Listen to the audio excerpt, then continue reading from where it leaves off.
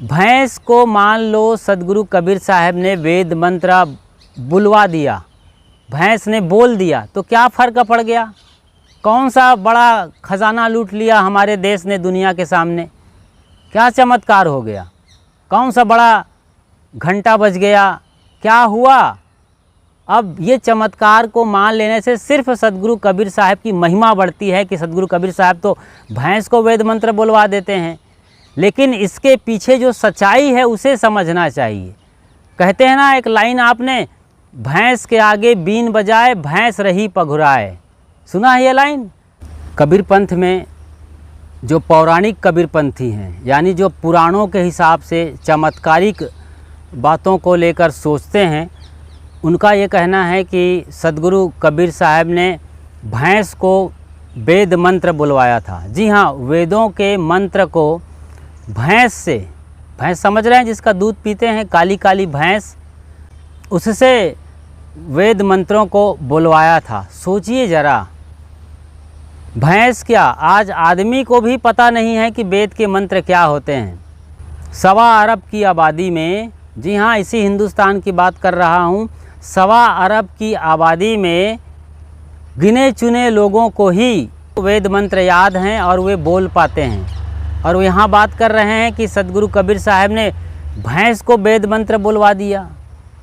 ये जो पौराणिक कबीरपंथी हैं, ख़ास तौर से दामाखेड़ा और खरसियाँ गादी से जुड़े हुए, इनकी यही मान्यता है।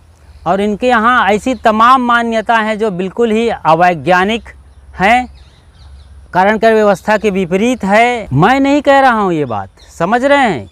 ये आप जब यूनिवर्सल लॉ को समझेंगे, कारण कार्य की व्यवस्था को समझेंगे, या किसी भी पौराणिकता के पीछे सत्य को समझेंगे, तब बात आपको सही तरीके से समझ में आएगी। आप समझने की कोशिश करिए। ये तो रही पौराणिक कबीरपंथियों की बात। अब पारक सिद्धांत, उसी कबीरपंथ के अंदर दूसरा पहलू है पारक सिद्धांत, जो कि पूर्णतः वैज्ञानिक है, कारण कार्य की व्यवस्था है, मतलब काज और इफ़ेक्ट का जो रूल है इस पूरे ब्रह्मांड में उसे फॉलो करता है। मतलब कुछ होने से कुछ होता है, उसके तहत हम इसे देखते हैं। भैंस को मान लो सदगुरु कबीर साहब ने वेद मंत्र बुलवा दिया, भैंस ने बोल दिया तो क्या फ़र्क पड़ गया? कौन सा बड़ा खजाना लूट लिया हमारे देश ने दुनिया के सामने? क्या चमत्कार हो गया? कौन सा बड़ा घंटा बज गया? क्या हुआ? अब ये चमत्कार को मान लेने से सिर्फ सदगुरु कबीर साहब की महिमा बढ़ती है कि सदगुरु कबीर साहब तो भैंस को वेद मंत्र बुलवा देते हैं, लेकिन इसके पीछे जो सच्चाई है उसे समझना चाहिए। कहते हैं ना एक लाइन आपने, भैंस के आगे बीन बजाए भैंस रही पघुराए, सुना है ये लाइन? भैंस के आगे बीन बजाए भैंस रही पघुराए, मतलब कितना ही उसके सामने ढोल ढमाके बजाओ, बीन बजाओ, बांसुरी बजाओ, सारंगी बजाओ, गिटार सितार कुछ भी बजाओ, कोई फ़र्क पड़ने वाला नहीं है भैंस को। वो मस्त बैठी है, जुगाली कर रही है, जो खाई है उसको मुंह में ला करके बार बार लार मिला करके पचा रही है। उसको आपकी मौसीकी से, संगीत से कोई फ़र्क पड़ने वाला नहीं है। मतलब कुछ लोग भैंस बुद्धि के होते हैं, उन्हें कुछ भी समझाओ रत्ती भर भी समझ आने वाला नहीं है।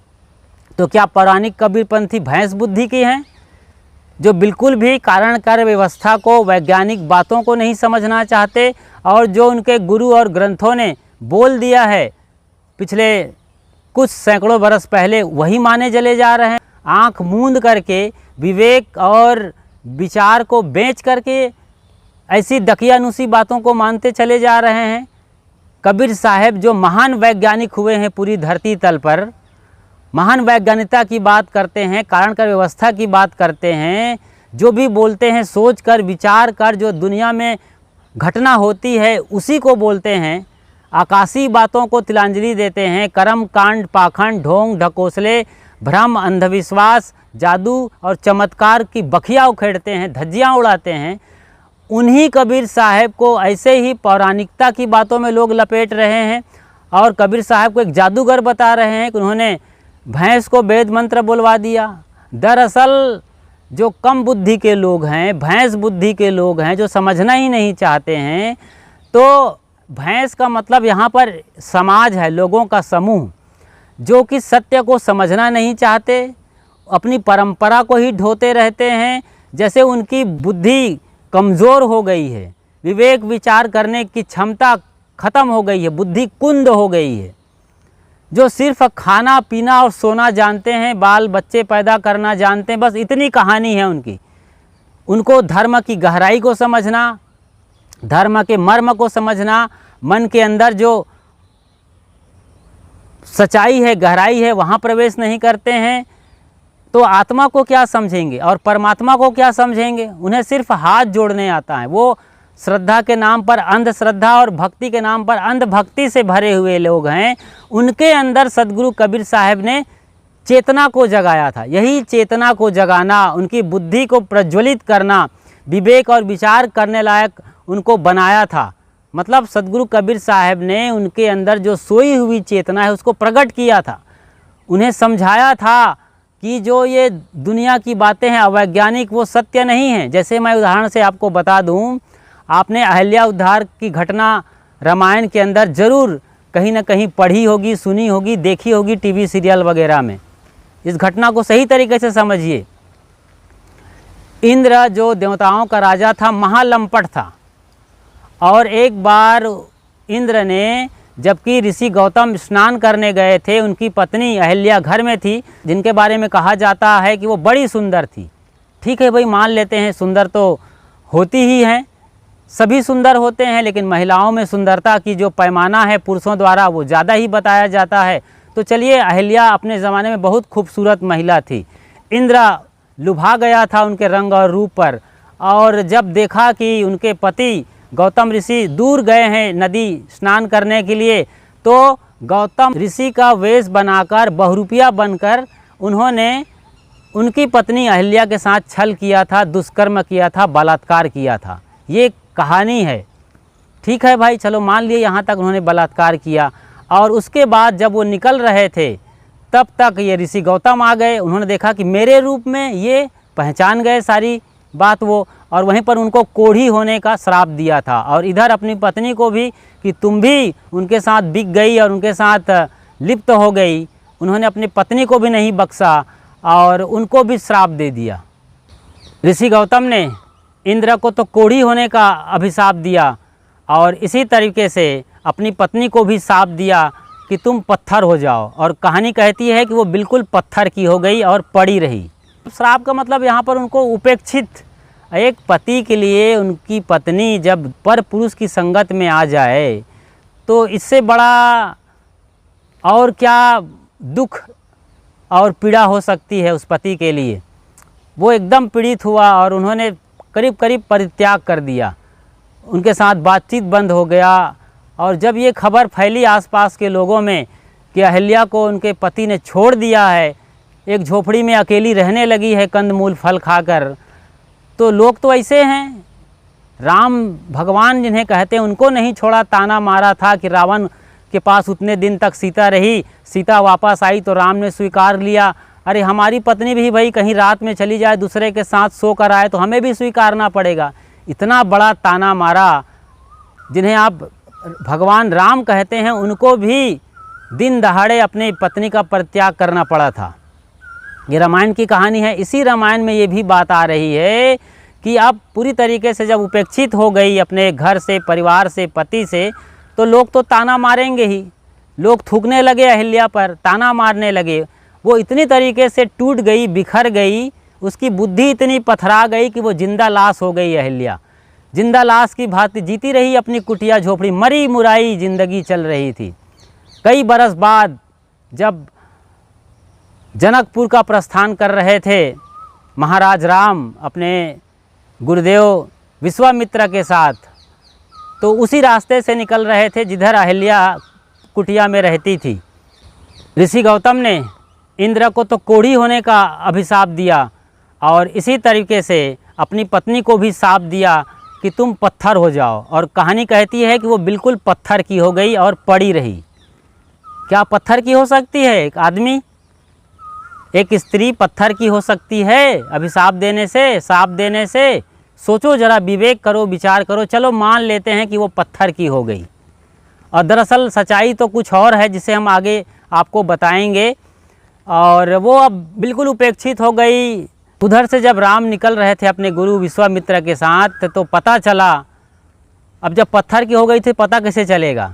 असल में सच्चाई ये है कि उपेक्षित थी, एक किनारे पड़ी रही। उन्हें पता चला कि राम आ रहे हैं, लोगों ने खबर दिया होगा। फिर अच्छे लोग सब जगह रहते हैं।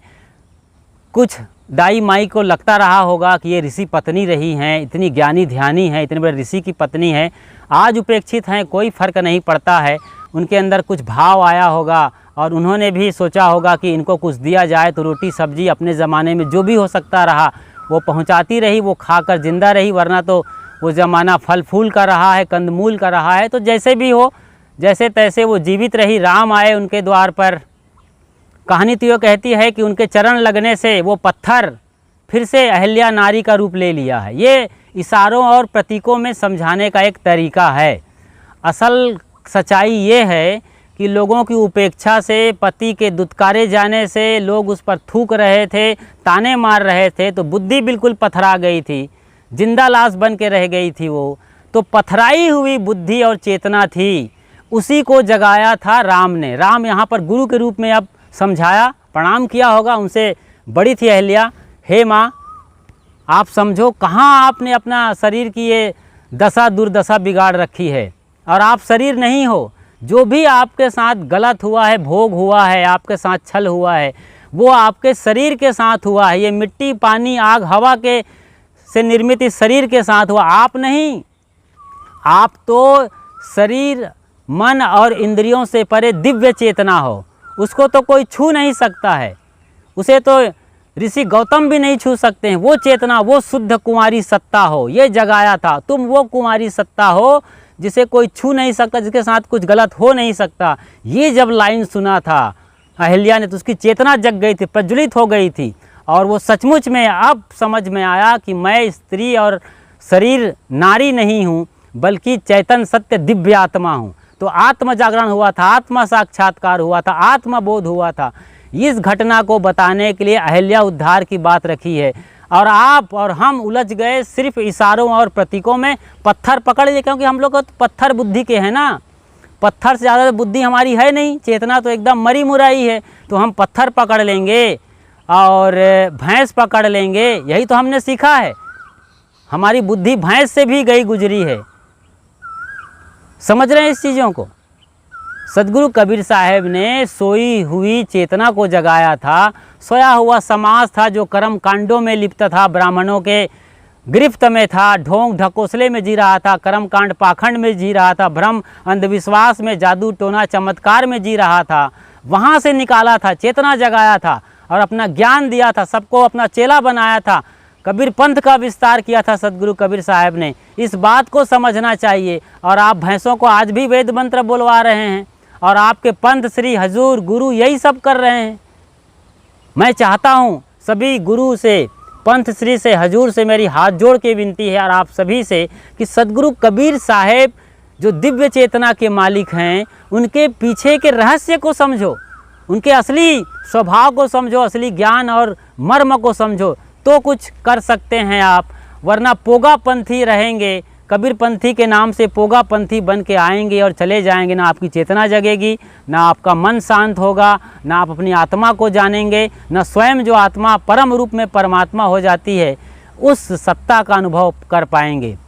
उम्मीद करता हूँ मेरी बातें ज़रूर कड़वी लगी होंगी, मैं क्षमा चाहूँगा। लेकिन मेरा मकसद आपको कड़वा बनाना नहीं, कड़वा बोलना नहीं, आपके अंदर सत्ता को जगाने का मेरा भाव है। आप सत्य को देखना सीखें, यही मेरी हाथ जोड़ के विनती है। सबके भीतर बैठे उस परम सत्ता रूपी सदगुरु कबीर साहब को अनंत प्रणाम। साहेब बंदगी साहेब।